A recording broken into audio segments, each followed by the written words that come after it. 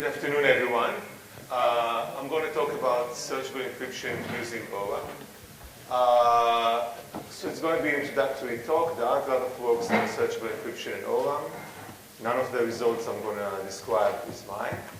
For those of you who don't know what Oblivious RAM ORAM is, I'll describe what Oblivious RAM is and describe the basic construction.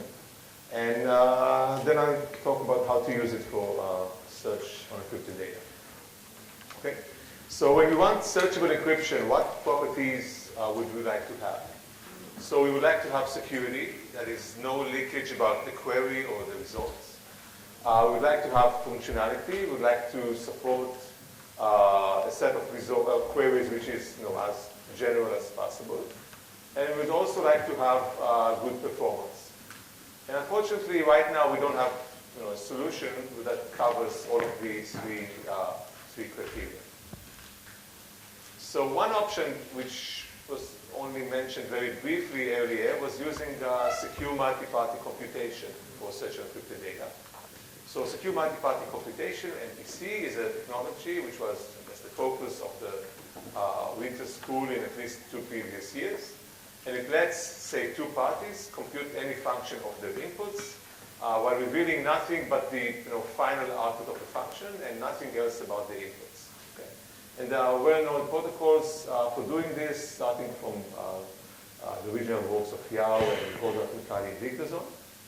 And in particular, secure multi-party computation can be used to compute the following 2-party function with two parties with different inputs. So the parties are the client and the server. The client's input is a key and an encrypted query, encrypted with that key. The server's input is an encrypted database, where the database is encrypted with that key. So you notice that the client's input is very small, it's just a key and a query. And the server's input is very large, it's a huge database encrypted with that key. And then the output is the result of the query, which is part of the client's input. And the result of that query applied to the database, and the result is also encrypted with the client's key. So it's a well-defined function, and then we can take any our favorite secure 2-party computation protocol and apply it for computing that function. And there are known techniques for doing secure multi-party protocols. There are software libraries you can download and use. For instance, at Bar-Ilan, we have the SCAPI library, so it seems like a solved problem. Now, the advantages of using this approach is that it's fully secure. Like, probably you learn nothing but the output of the function. So you also learn the size of the output. So you learn an upper bound on the size of the result, but that's it. And you have full functionality. You can compute any function using secure multi-party protocols. And if you use fully homomorphic encryption, which increases the overhead by quite a bit, the protocol can be fully non-interactive. But there are also severe disadvantages that make this approach totally unusable. So the performance, I'll describe what I call the cryptographic overhead, the number of the cryptographic operations you have to apply. These might be public key operations or symmetric encryptions. So the performance is at least linear, the overhead is at least linear in the size of the database, which must be huge. So it's at least as re-encrypting or re-decrypting the entire database, and often it's much worse. You have to apply over the database a circuit, computing the function. So the overhead is huge. And another disadvantage is that the most efficient techniques, like Yao's garbled circuit, are good for computing the function once.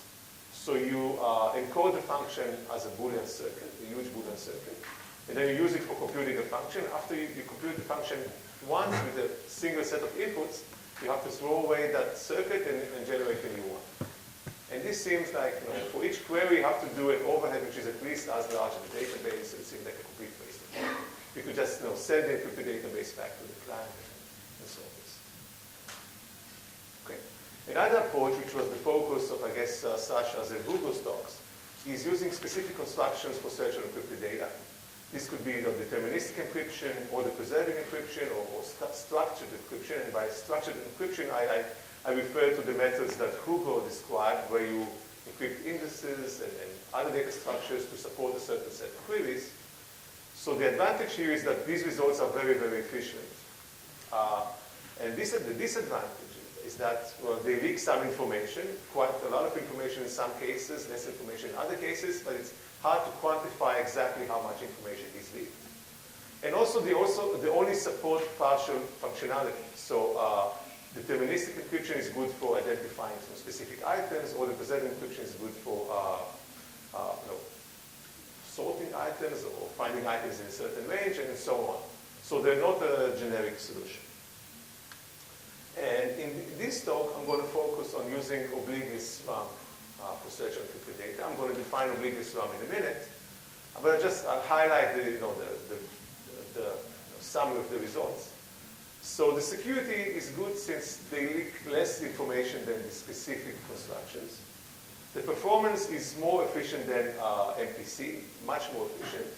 But still, the overhead compared to naive, insecure solutions is at least larger by a factor which is logarithmic or polylogarithmic. Okay, so the number of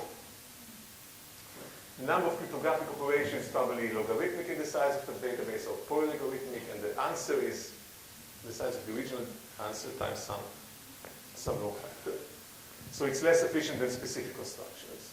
And also, these constructions use a logarithmic number of communication rounds. So you want to get an answer. You don't send a message to the server and get back an answer. You have to do a logarithmic number of communication rounds. Although in my last slides, I'm going to describe a system that works in a constant number of communication rounds. And the functionality is less general than MPC, but it can be better than that of specific constructions. So the next step is to define Oblivious RAM. For those who know Oblivious RAM, it won't be new, but I hope there's some people here who learn something new from these slides. So the setting of Oblivious RAM is that we have a client, which is has limited functionality, in particular limited storage. And we have a server which is a much larger storage. So we can think of the client as being a local machine, and the server is some cloud server which can have lots of computers and a huge amount of storage. And the client can only store, say, one data item or constant number of data items, and a data item might be a large block, but only store a constant number of them. And he can also store a counter that counts up to n. And the server can store n data items, so much more than the client. Now, the client wants to store its data at the server, and it doesn't trust the server. So the client can obviously encrypt its data and also MAC it. So it can be assured that the server cannot decrypt the data, and also the server cannot change the data. That's great. But the problem with this simple solution, which is what everyone uses right now, is that the server can see the access pattern to the data. So the server sees that the client accesses this item now, reads this item now, and then writes back something here, and then it reads something from there. And from this access pattern, the server might learn a lot. Like, this item was only accessed before the client buys something on the stock exchange, something like that. So it reveals information it might reveal some information to the server, and we want to hide it. So what does hiding the access structure means? So ideally, the server doesn't learn anything about what items the client accesses. So for instance, here, if the client wants to access items 1, 2, 3, 4, he reads these items. And then in another one, he reads items 1, 2, 2, 1, or just reads item 1 over and over again. The server should not be able to distinguish between these two cases. So the server is oblivious to what the client actually wants to read, although the client, in the second option, he keeps reading the same item over and over again. So it seems not naive implementation would be quite different from the client reading different items at each time. Okay, so how do we define how Oblivious RAM was defined in terms of security? So the client stores n data items of equal size. That's important because if they have different sizes, then the server might distinguish between data items according to their size. And each data item has an index and a value. So an index I and a data block I, and we require that the indices are different from each other. And then the client performs a sequence Y of n read or write operations. And the access pattern is what the server sees. So the server sees exactly which items are being read and written from the server storage, and the data that is being read and written. And a secure Oblivious RAM has the property that for any two sequences of the client of equal length, the server cannot distinguish between the access pattern of this first sequence and the access pattern of the second sequence. So in the first sequence, the client might be reading the data from different blocks. In the second sequence, the client is always interested in reading the data of the same person or the same block over and over again. And the server should not be able to distinguish between these two sequences of read and write operations. Okay? So that's a definition, and this is what Oblivious RAM achieves. So by this definition, there are some things that are implied by this definition, and every Oblivious RAM solution must satisfy them. One requirement is that the Oblivious RAM, the client, must use some source of randomness that the server doesn't have. Otherwise, the server can simulate whatever the client is doing and won't be able to, and will be able to learn everything that the client is doing. There will be no secrets. Another requirement is that the data must be encrypted with a semantically secure encryption scheme. If you use deterministic encryption, then the server learns everything. Also, each access to the remote storage must include a read and a write, because if you want to hide whether we perform the read or a write operation, then each access must do both. We also need to re-encrypt the data, so the server will be able to identify that we access the same data over and over again. Now, the location in which a certain item with a certain index is stored must be independent of the index, or at least should not be computable from the index. And also, that's the important thing, if I access the same index a few times, the different accesses for the same index, say for item number 1, should not necessarily be to the same physical location at the storage server. Okay? So the same item must be moved to different locations in the storage server each time I need to access it. Okay. So Oblivious RAM found a large number of applications. So it's related to an old result of Pippenger and Fisher from complexity theory on oblivious simulation of Turing machines. Then the basic motivation of Goldreich and Ostrowski, who were the first ones to design Oblivious RAM schemes, was for software protection. There the client was a CPU with limited storage on local registers, and the server was the RAM memory. And for software protection, well, we assume that the CPU is secure and the RAM memory is not, and we want to hide the operations of the CPU from the external memory to prevent reverse engineering. Our main motivation today is for remote storage, say, in the cloud. Ostwick, Shamir, and Tromer showed how to, or mentioned that Oblivious RAM can be used to prevent cache attacks against encryption schemes. Oblivious RAM can be used as a tool to construct new secure multi-party computation protocols. And we'll talk today about using Oblivious RAM for search on encrypted data. Now, there's a very trivial solution for Oblivious RAM. So the solution is, whenever I need to read an item, the client needs to read an item from the server. He reads all the data, from the server to the client. Okay, reads what just streams the data through the client, re-encrypts each of the blocks, and sends them back to the server. So each read or write operation requires essentially reading all the database. So this obviously has an order of n overhead. It seems like a silly solution.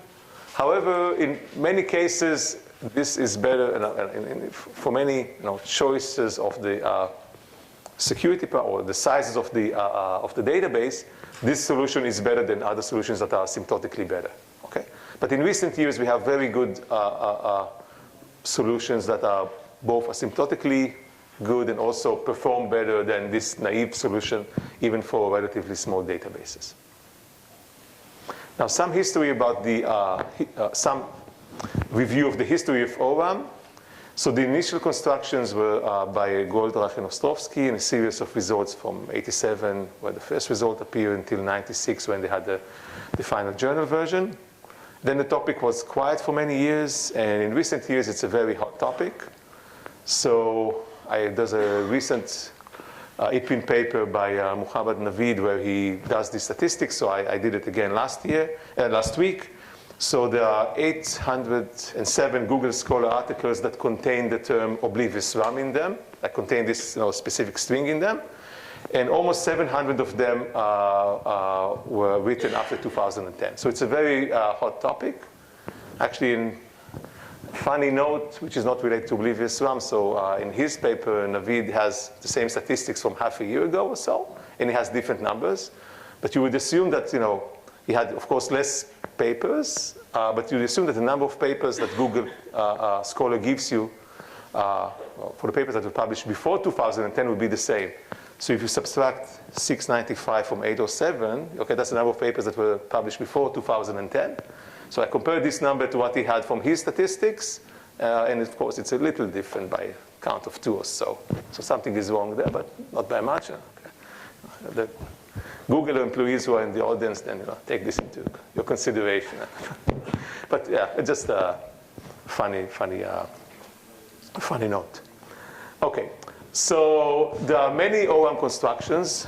Goldratt and Ostrovsky came with very nice hierarchical constructions with a polylogarithmic overhead. Since ORAM is not the focus of this talk, I'll just describe the most recent ones that are based on a tree database. So this is based on a series of results where the main authors are Elaine Shih and Emil Stefanov. And they really kind of changed the field from a set of results which were very nice theoretically to results that seem very, very efficient and even practical, and also very simple. They're much simpler. It's a nice case where the results are simpler and more efficient than the previous set of results. And I only describe here the most simple scheme that they suggested. So here a description of the scheme. So the server is going to store the data in a tree data structure. Okay, so the tree will be a full binary tree with log n levels and n leaves, and each node will contain a bucket that can store log n data items. So each data item is a block, and all blocks have the same size. Okay, so we have this full binary tree, and the client. Okay, so the client stores a position map. The client wants to store n blocks, and say, well, for each block, the client associates a random number between 1 and m. It's actually a permutation, so so the client associates a number which is essentially a leaf to each block, and no 2 blocks are mapped to the same leaf. Okay, so each block is associated with a leaf at a random, using a random permutation, and we call this a position map, that when you want to look for a certain block, you know in which leaf it's supposed to be. And the client stores this data at its own local memory. So still the client, in this version, has to have order of n storage, but here it doesn't have to store order of n huge blocks, it just has to store order of n counters. So it's just O n times log n bits. So it's much more efficient, and we'll show in a minute how to make it more efficient. Okay. Now, an item is stored in the leaf that corresponds to what is associated with it in the position map. So if the position map says that an item 0 is associated with leaf number 3, then the item is stored, and I correct myself, not in the leaf, but someplace in the path from the root to that leaf. So if item number 0 is associated with leaf number 3, it's going to be stored someplace in the path from the root to leaf number 3. So someplace along this path. Okay, and each node there has room for log n items. Okay, so suppose this is what happens, and now the client wants to access an item. Then it tells basically to the server, I want to get the information from all the nodes, all the buckets in the path from the root to leaf number 3. The server sends this encrypted information to the client one by one. The client decrypts each node and checks to see if the item it looks for appears in that node. It has to receive all the nodes. It looks for the item and hopes to find it someplace. If it finds it in so each node, after it reads it, it re-encrypts it and sends it back to the server. And if it finds the item, it removes it from the node and sends it back to the server. Now, after it read the item, it needs to put it back into the Oblivious RAM. So it re-encrypts the item, or not yet. It assigns a new location for that item, namely a new leaf that will be associated with that item. And then it writes back the item to the root node. So it reads the root node, adds to the root node the encryption of that item, and puts it back and sends it back to the server. Okay? So the root node is someplace in the path from the root to the new position of the item. So definitely it's a valid place to put it. So this is what the client is doing. Okay? And this is how the client looks for each item. That's great. I mean, he's going to find the item. But of course, there's a problem here since he writes back each of the items back to the root. So at some point, we're going to have too many items written back to the root. So we solved that. But something to notice before that is that what the client is doing when it accesses an item is just oblivious operation. The server doesn't know which item the client wants to access. And that's because the client just goes and reads a random path to a random leaf, which is independent of the identity of the item. And then for each node along the path, it reads the node, decrypts it, and encrypts it, sends it back, and then it writes something to the root. So everything is independent of the value of the item that the client wants to read. Okay? Now, how to prevent the root from exploding and having too many items in it? So after reading an item, the client is doing eviction operations. So the eviction operations operate like this. In each level, the client chooses 2 nodes at random. So obviously, the first level, it chooses the root, then it chooses these 2, and lower levels, it chooses just 2 nodes at random. For each of these nodes, it picks one item that is stored at that node at random. And then this item should go to one of the leaves, right? One of the children of that node. So the client writes this item to the child to which this item is supposed to go, the child along the path to the leaf associated with that item. And it also is doing a dummy write operation to the other child, so the server won't know to which side the client has written an item. So overall, for each level, the client is reading 2 items and is doing 4 write operations to nodes on the lower level. Okay? And these operations are also oblivious. We pick 2 nodes at random, so this is independent of the item that we just read.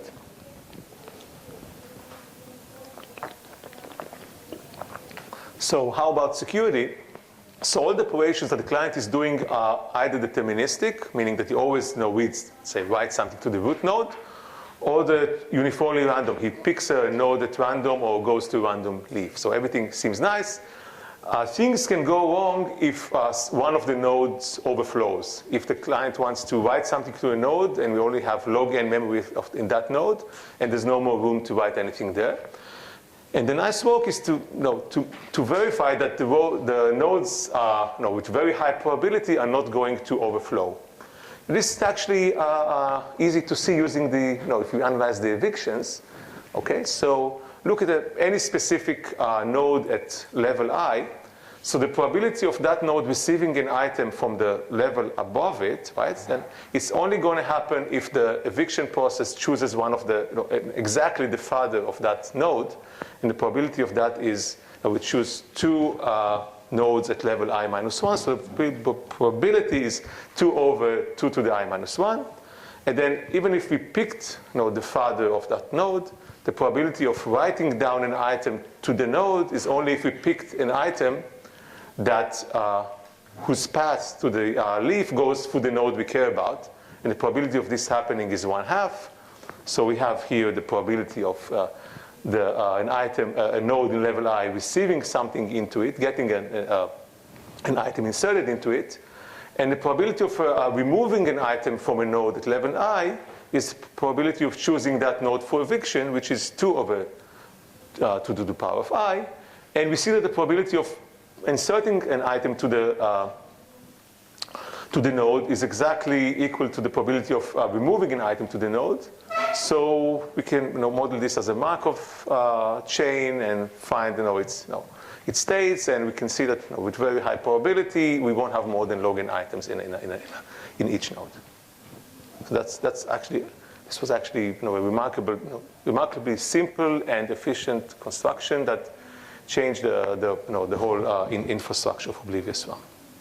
Now we can do things a bit better. So one issue is that when client looks for an item in a node, then instead of reading all the items from that node, he can recursively use an Oblivious RAM to read an item from that node, which will be more efficient. So we don't have to read all the log n items from the node. We can recursively use another ORAM to read something from that node. This doesn't help much because we get to very small nodes, and it's nice asymptotically, but not in practice. But it's something you can do. Another thing is that recall that in the basic scheme, which I described, the client has to store a position map with n times log n bits. So he needs order of n storage, which is not nice. But a very nice observation is that the client can store this position map on the server. So we have the Oblivious RAM tree I described to you, and the client has to store another n log n bits. So he'll take the position map with these bits and store it using another Oblivious RAM tree, okay? Which will be smaller because the original Oblivious RAM tree had n large data items, and the position map has n counters of log n bits. So now we have a smaller Oblivious RAM, okay, which will use less blocks. And then the client needs to store the position map for that Oblivious RAM. But we can also store that position map as another Oblivious RAM tree at the server. And if we repeat this log n times, we'll get to where the client needs to store only a constant number of data items. Okay? So the client essentially uses log n Oblivious RAM trees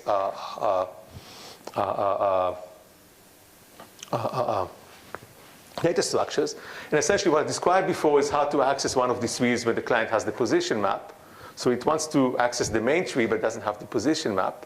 So he needs to access the second tree to get a position map, but it's also an Oblivious RAM, so he needs to get the position map for that tree. For that, he goes to the next Oblivious RAM and so on until the position map is so small that the client stored it in its own memory.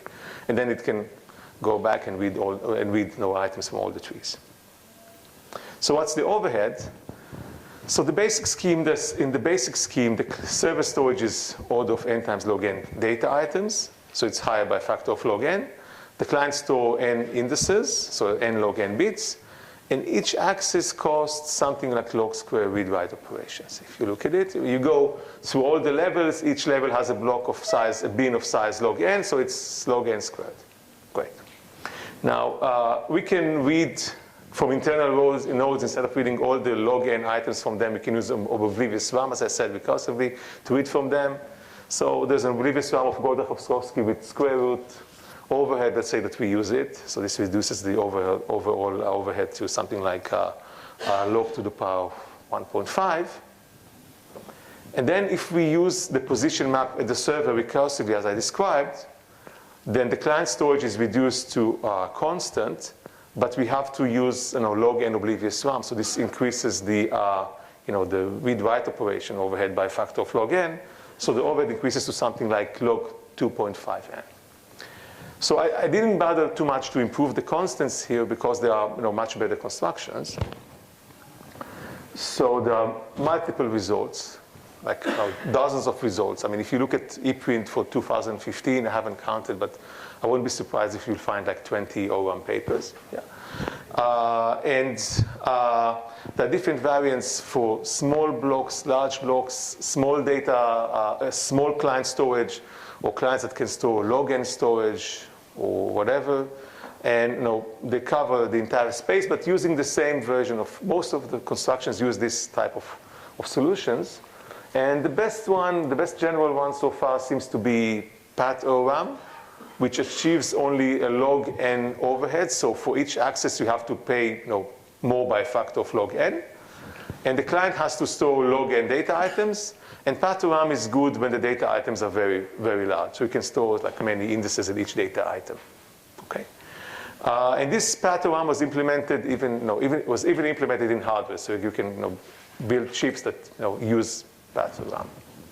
So just one word about TWORAM. So it's basically like tree-based ORAM, but the eviction strategy is a bit different. So the client stores a logarithmic number of data items in a local stash. And then after it searches and reading an item from a certain path, it doesn't choose 2 items at random from each level. Instead, it goes through that path and reads each item there and tries to push it down as much as possible in that path. So suppose you can read something at the root level, it can push it down 3 levels down in that path. Okay? It tries to do it as much as possible. And the interesting thing is, the analysis. And the analysis shows that with very high probability, this scheme will work well even if the buckets are of size only 4. Okay? So if the buckets are of constant size, we remove a log n factor from the overhead. So TWORAM was very well investigated, and you can actually implement it and use this type of schemes. Okay.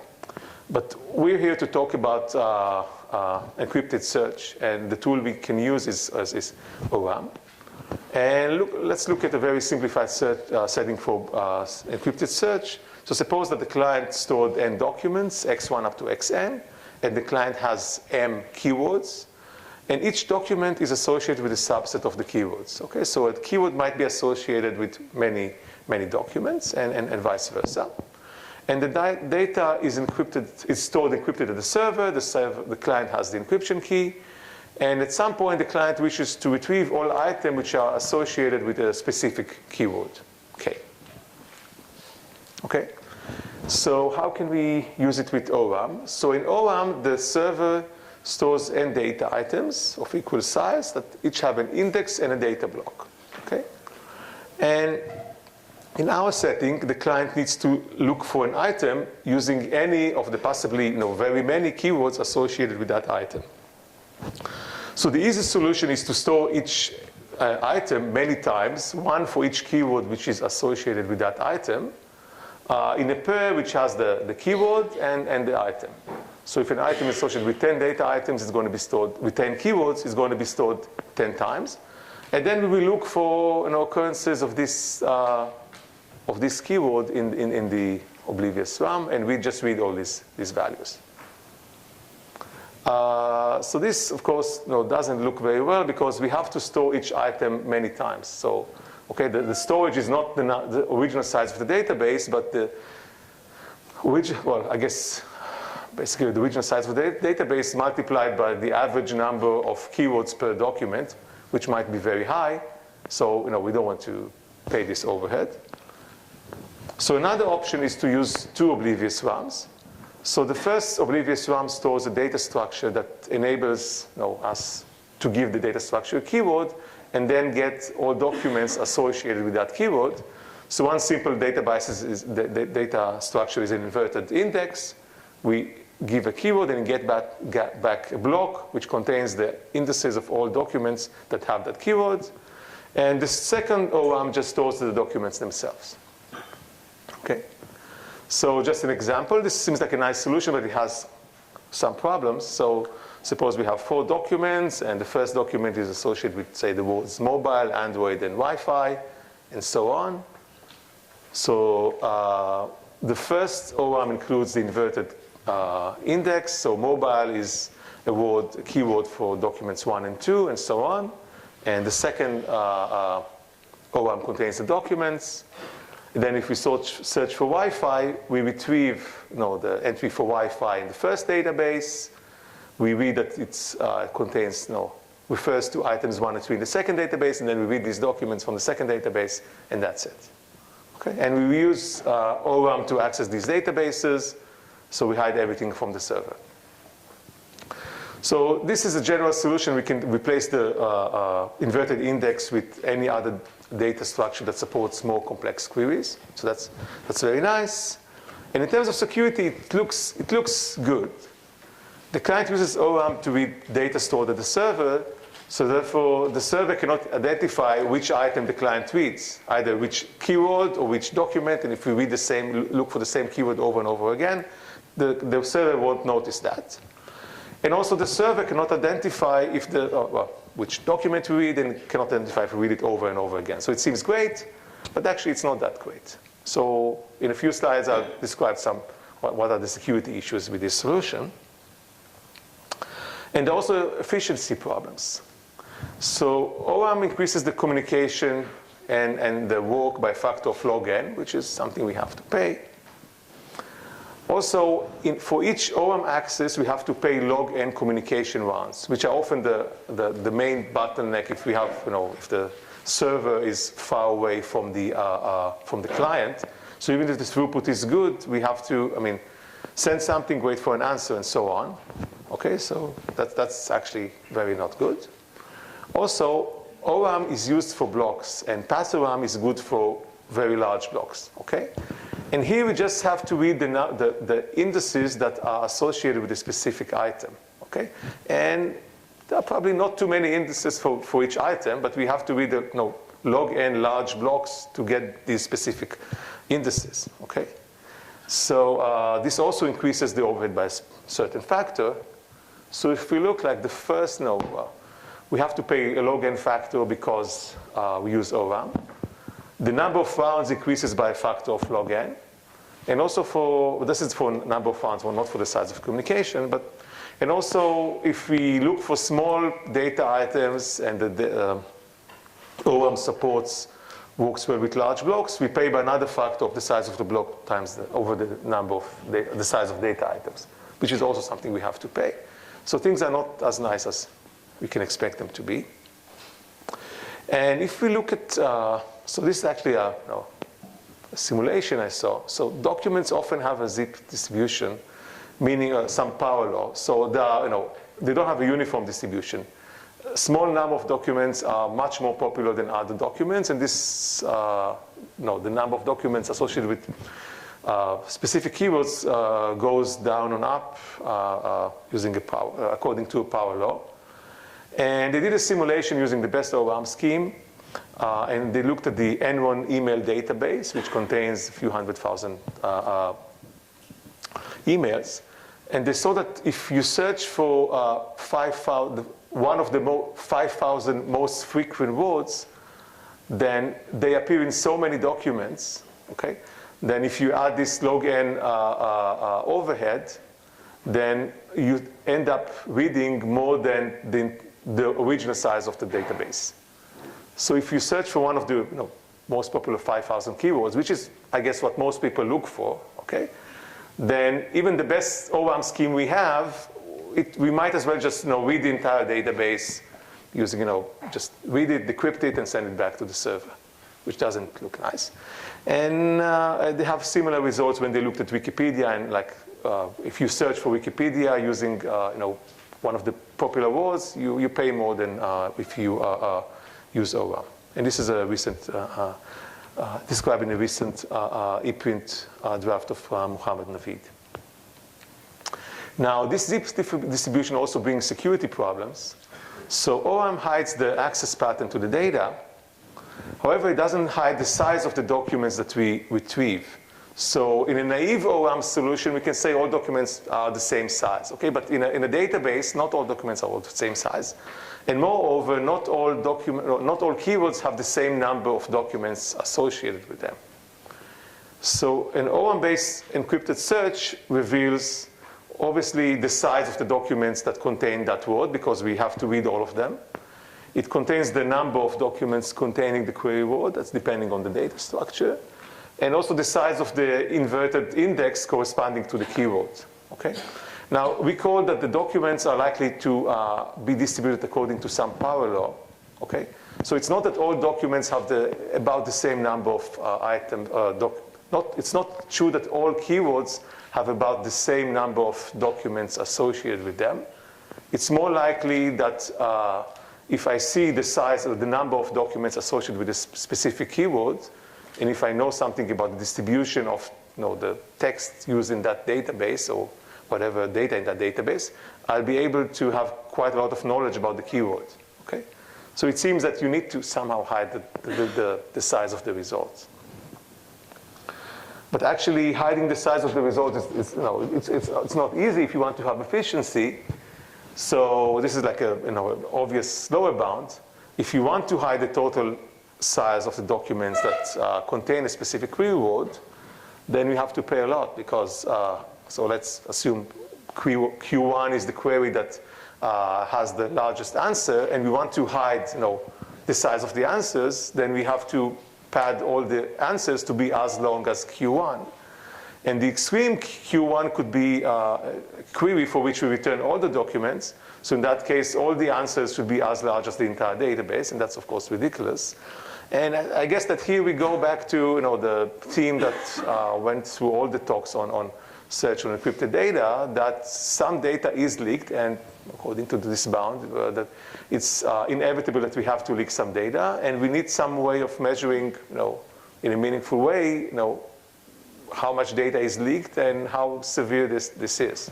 Okay, and ORAM is not different in this respect. Okay, and in the final part of the talk, I'll describe a new result by Garg et al. About an ORAM-supported search on encrypted data that works in only 2 rounds. Okay, and that's interesting because the essential ORAM construction has, if you don't want to store the entire position map at the client, you have to store log n ORAM trees, and you have to read something from each tree, and then you have to have log n rounds. So how can they get rid of these log n in communication rounds? Okay, so in the basic ORAM construction, the server stores a single ORAM tree, and the client stores a position map which is as long as n items, each is log n bits long. So we discussed this before. And then the recursive ORAM solution is for the server to store log n trees, where each tree includes the position map of the next tree, the one which is a bit larger than it. And at the end, the client stores a position map of constant size. But the problem here is that we have log n ORAM trees. And the client, to search for an item, has to adaptively search these trees. And this requires log n communication rounds, which is something that we don't want to pay. Now, the main idea of the TWORAM construction is to replace the buckets with garbled circuits. So I haven't described secure two-party computation here, but I hope that most people know it, at least those who have been in the previous winter school. So it's a way for 2 parties to compute a function while hiding everything but their inputs, okay? And the functions are usually encoded as, say, Boolean circuits, okay? Okay, so what circuit will replace a bucket? So the input for the circuit will be the item X that the client is looking for in that tree. And the circuit will have all the values of that bucket encoded in it. So, and if X is found in the bucket, it outputs the path leading to X in the next tree. So suppose this bucket contains information about data items 1, 7, and 200. Then the circuit basically checks if the input is equal to 1. Then it outputs the position of 1 in the next tree.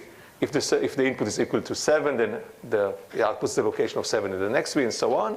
And if the input is not equal to any of them, it just outputs something else.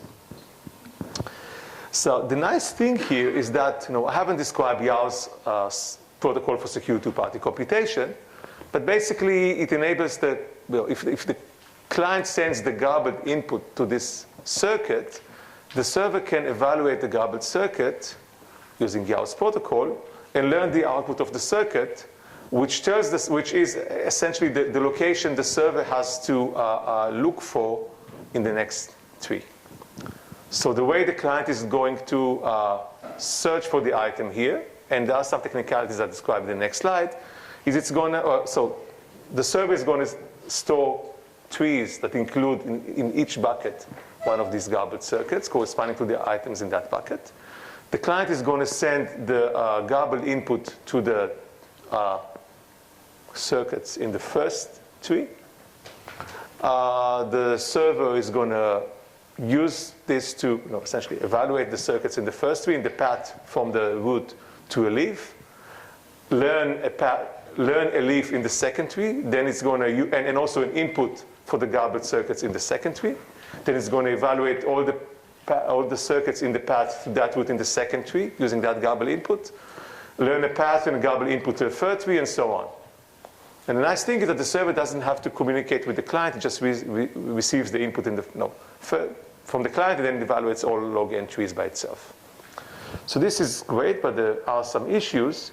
One issue is that we must hide from the server exactly which bucket in this path to the leaf held the item.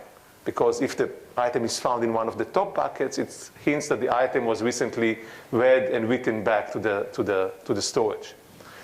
So the way they do it is that the output from a bucket in level I is not given directly to the server, but rather is input to the garbled circuit in level I+1, okay?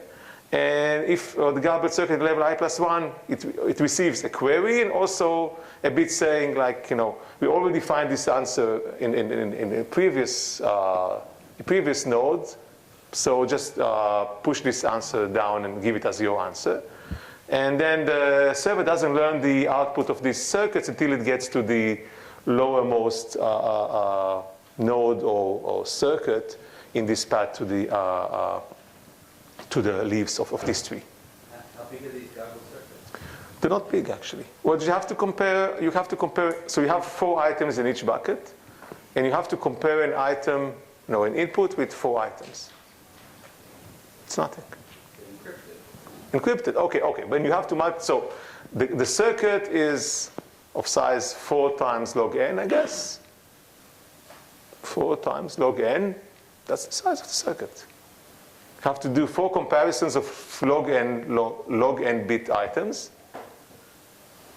Okay. Times a security parameter. Times some small constant. Plus some small constant. But no, it's actually very small, right? Yeah. And another question. How does the server learn the input labels for the next circuit? I didn't hear you. How does the server learn the input labels for the next circuit? So I guess that one of the outputs of the circuits in this tree will also be the input labels to the circuits in the next tree. But that would increase the size of the circuit significantly. It's gonna, well, not significantly. You just have to at the top. You can have 1 of 4 options. So it's also 4 by log n by the. Okay, so one comment. I don't think that this is something. I don't have to say practical, but it's no. It's. I mean, you have to work out the technicalities, and it might not be that practical, but it's nice the way they managed to squeeze this log n operation rounds to just a single round. Yeah. One what? Oh, that's actually a great question. So the question was, isn't Yao's garbled circuit supposed to be used just once? Okay, and here we want to do many queries. Yeah, and you haven't seen this slide because I didn't. The handout I sent you that don't include the slides of the TWORAM construction. So this question was just in time. So the problem is that once the garbled circuit is used, it cannot be used again. But the solution is that at the end of the protocol, after the client did this search, it knows by the final result exactly which paths were taken, so it can design, construct new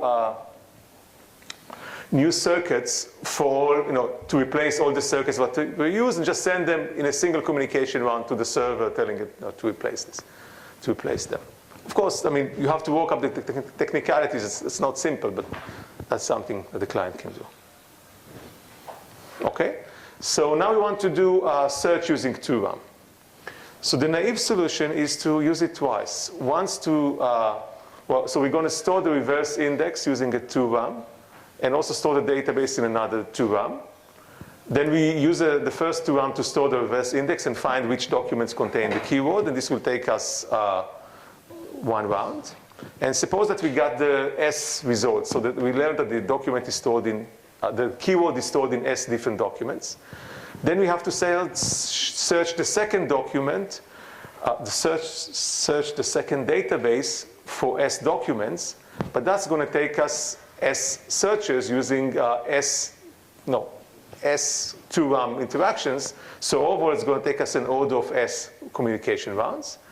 And this work wants to also do keyword search using a constant number of rounds. So they wanted to get rid of the S communication rounds at the end, and they managed to do it quite nicely. So here's a better way.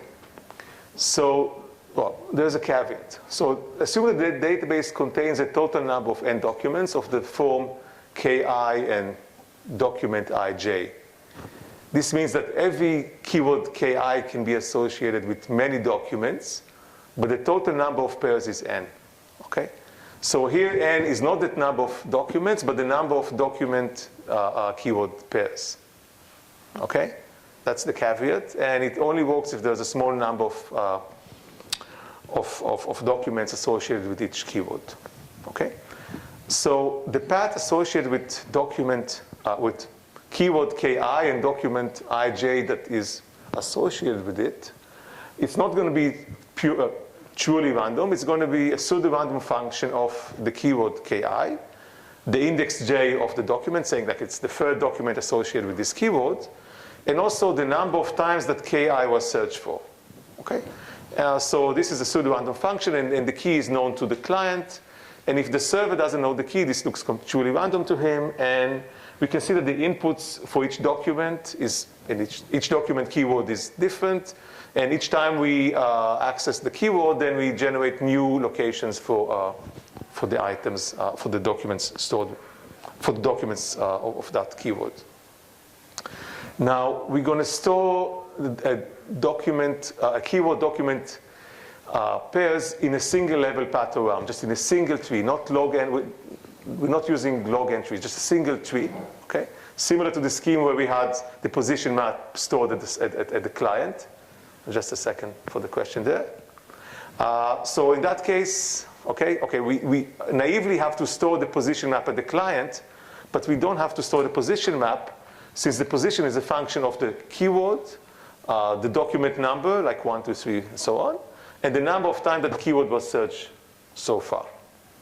Now, the index is stored in a TWORAM, and what we store there is the keyword, the number of documents associated with it, and the number of times that the keyword was searched. Now, the way the search works is that first we look for the keyword in the TWORAM. We retrieve the keyword, the number of documents associated with it, and the number of times the keyword was searched. Using this information, we can compute the positions of all the documents associated with that keyword using the pseudo-random function, okay? And then the client can look in parallel for all these documents in the path ORAM. Basically, it tells the path ORAM, I want to look for the documents in the paths to leaves, 1, 7, 200, and so on. And just like one message, and then gets back the